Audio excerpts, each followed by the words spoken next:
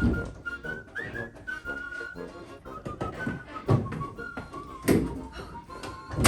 channel mammals, you're always right where I want to see you. Thank you so much for coming. How did you happen to, you must have smelled the chocolate and the cookies baking. Okay, well here we go. I'm going to actually make some more of them right now. These are the cookies that are for McDonald's, and they are the ones I'm making 3 different types. Remember, one of them is the chocolate chip cookie that's made of different colors, like a marble, and the other is a cookie. It's a beautiful, lovely little cookie with little nonpareils on the top of it. It's delicious too, a vanilla cookie. And then this one is a chocolate casing over a peanut butter inside. So it looks like a really plain cookie. It looks boring actually, but when you eat it, it's a surprise, which is kind of fun. So I thought, I keep on wanting to have, oh, I should turn that chandelier on. So we have a little extra light overhead. I thought I would tell you about what I have on. See, it's a sailor top. And it was given to me by a very good friend, Mary McNally, an Irish family with 5 or 6 brothers. And her dad joined the Navy in World War II. I think he was 17 when he joined the Navy. And believe it or not, I fit in his Navy shirt. It's a wool shirt, and this stripe around the arm means he's the lowest on the totem pole, the very beginning sailor. And no stripes, no red on the pockets, nothing, no adornment. And I think they were issued 2 of these wool shirts and 1 white, kind of a duck, very tight woven white fabric that was used for Sundays or special appearances. So this is my uniform for Yankee. And I love wearing it. So here we are. And I can show you something else I just thought of. First of all, I've shown you this before, but I'm so grateful. First of all, I'm very grateful for this very famous rolling pin given to us by one of our wonderful channel mammals. We call him Uncle Robert. He's not a relation properly, but in spirit he is. And that, look, it was as if it was made. It actually fits exactly here, and easy access for me. And then this was given by this other channel mammal who sent us this wonderful little gift package and these shower caps, because she saw that I used them from when I traveled to hotels. I always save them. I haven't traveled in years, but they lasted me for years and years. And as a little girl, my family used to use them. In fact, here, look, there's one, I think 1 left, maybe a couple. This is a tiny one, but see, it's all, the elasticity is all out of it. But this is what they used to make them out of, this heavy plastic with an elastic band. Do you know what these are? You must know what these are. These are corn holders.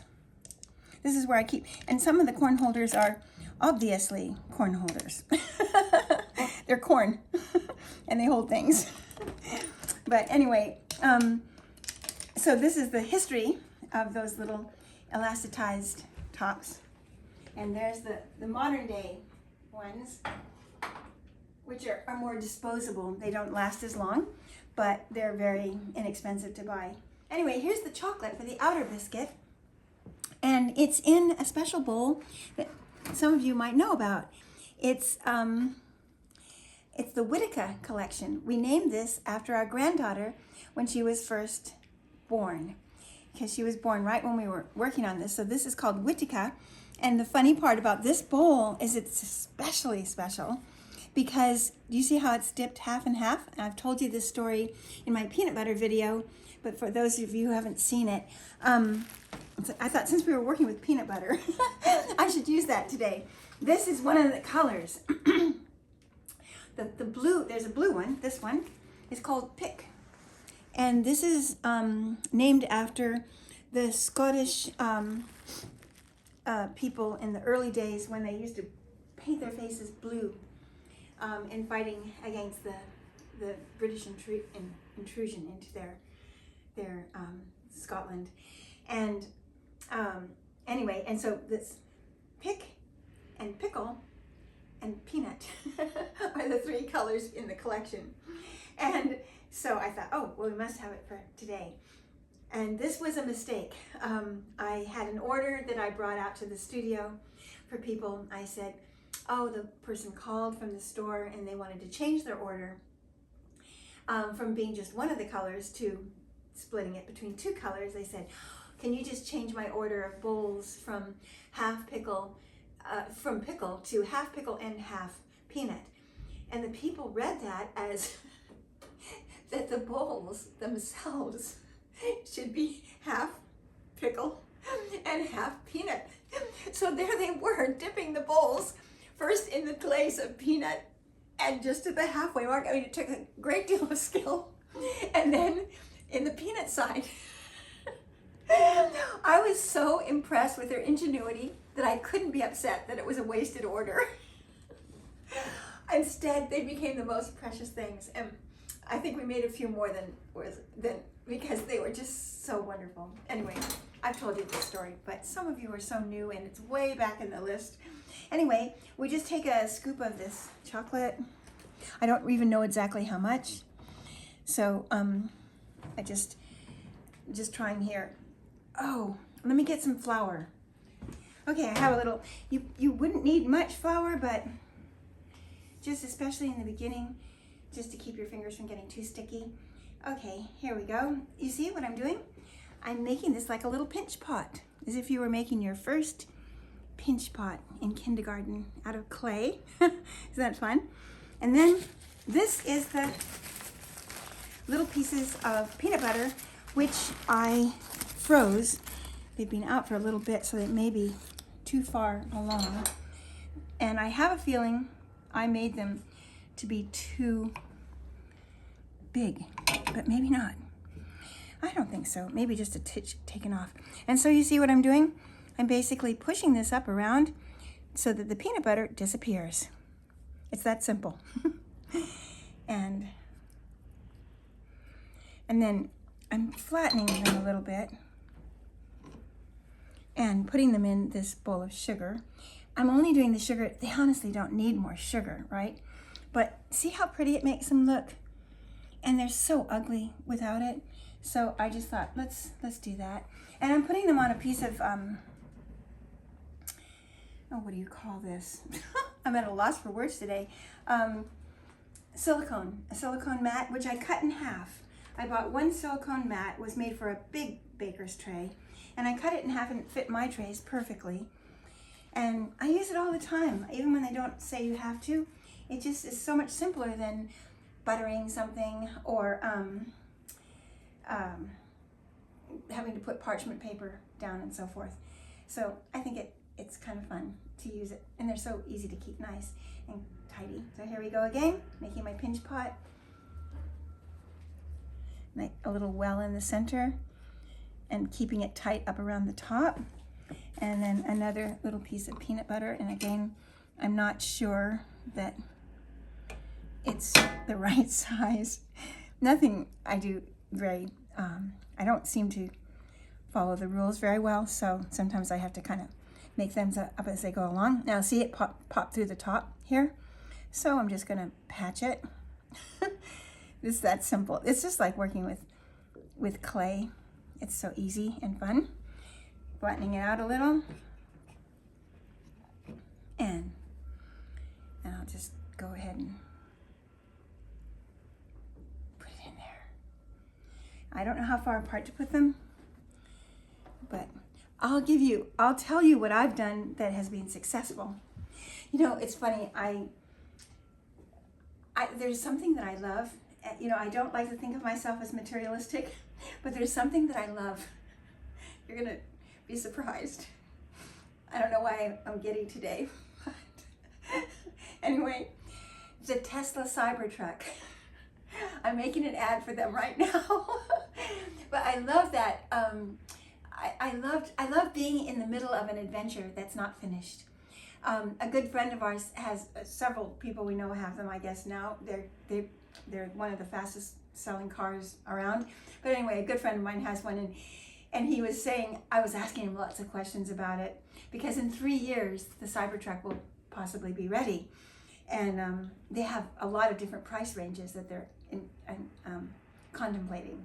And you know, who knows what will happen, and it's just fun for me, it's just fun to be a part of the adventure, even if I'm not able to be in the same ways that others are. And so I went to the Tesla little shop. Richard and I had to be in New York all day on Wednesday, because we go to church at night, and then in the daytime, in the morning actually, we had to go and pick something up from somebody that was giving us some beautiful things from her family that she didn't have room to stow anymore. And so we told her we would take care of them. And so we are doing that. We are like we're taking care of Yankee the same way. Anyway, so I thought, oh, let's go into the Tesla shop. So we went in, and what I thought was so much fun about it is, well, first of all, I'm backing all over the place. My friend said, this is what reminded me of it, because I don't really know what I'm doing with these cookies. He said, I wouldn't say that the driving by itself concept is really ready for the public. He said, but I don't care. He said one time he was driving along the highway and it kind of stopped in the middle, or almost slowed to a stop, and he was jumping, to try to get his foot on the accelerator, and it was just one of those glitches that wasn't quite worked out yet. And so so he said, but I don't mind. And I felt the same way. He said, I love being in the middle of the pioneers. We in these days there's not a lot that hasn't been pioneered in this world. And so something that's right within our own lives, to be a part of it is a real honor. And so he was saying that, and of course I always felt that way. That's why I didn't mind that things weren't going spat with them and right off the line, ready for the world. And they have an ad, not an ad, well, I guess it's an ad. It's an infomercial, I guess. It's a film that they've made about it.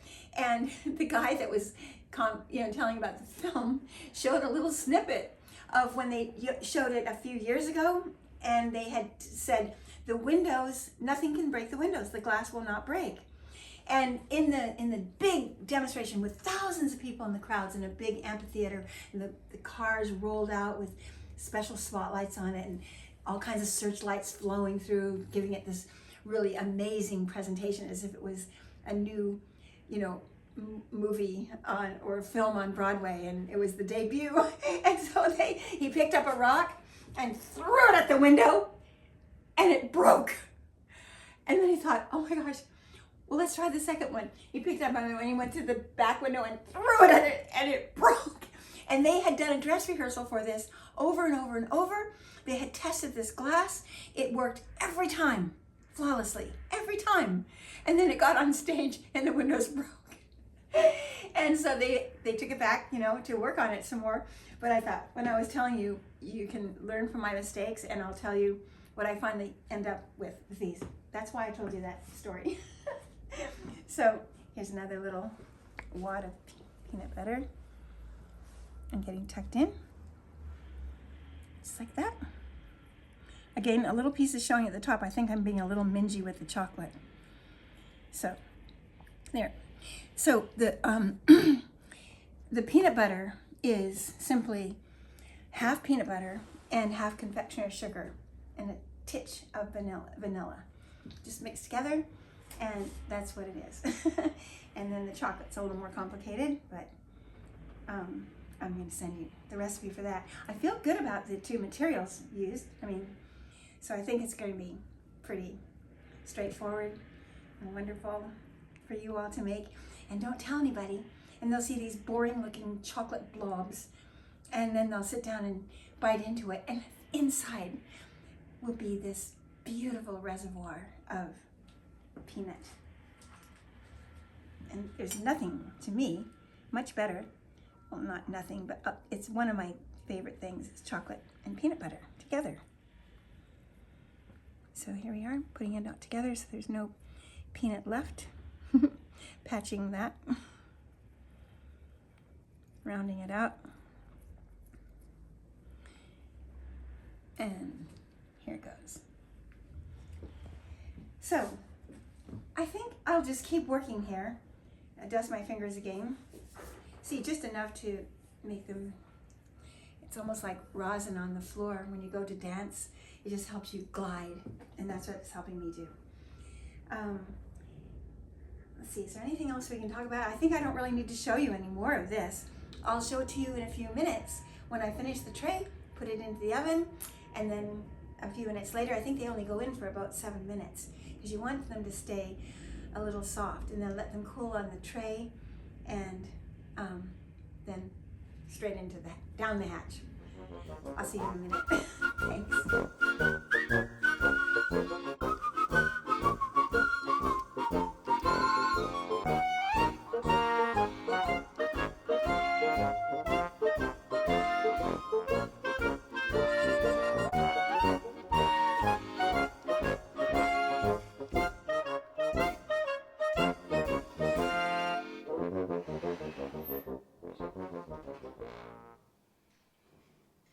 Hard to tell in chocolate, but I think they're just right. So I think aren't they pretty? Look how they sparkle. I'll turn this light on because it might help to make them, you see the sparkle. Maybe it's better in the dark. So I'll let them sit here for a minute. Sometimes what I do, which I'll show you this, to speed things up, is I'll pull the parchment or the silicone mat off, and it speeds up the cooling because you don't have to deal with the steel. So that'll speed it right up. Okay, my channel animals, here we go. These are the cookies, cooled down, probably not all the way to room temperature, but I don't know if I could wait that long. So I'll just take one and put it right up close to you.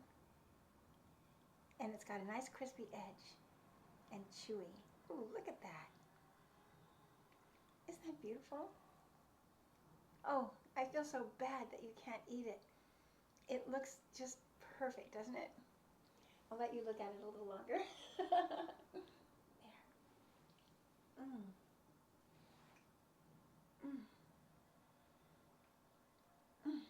It's really good. And what a surprise. No one would ever know that these blobby looking biscuits could have such a fun surprise inside. And you know what? Come to think of it, what do you think? You could probably put inside these cookies not just peanut butter. You could put a little piece of ginger. You could put a little chunk of dried, or the paste of dried apricot, or any kind of a filling, and it would be really fun to eat. And you wouldn't know what you were getting. Everyone would be different. Wouldn't that be great? Okay, I'm going to start experimenting with that, and then we will have our new only invention. So, like raspberry jam, or really make a paste of apricot, or what else? Oh, I'm sure there are billions of things you could put in there. Let's do that. I think it's time to add and broaden the use of the surprise. It'd be like getting a box of chocolates. You wouldn't know what was in which ones. There we go. There's our new idea, a new invention. Thank you, God. God doesn't know about chocolate biscuits with surprises inside, but just this idea of expanding the opportunities, it reflects in everything we do. Everything. Think about it. I'll talk to you soon. We'll take these to McDonald's.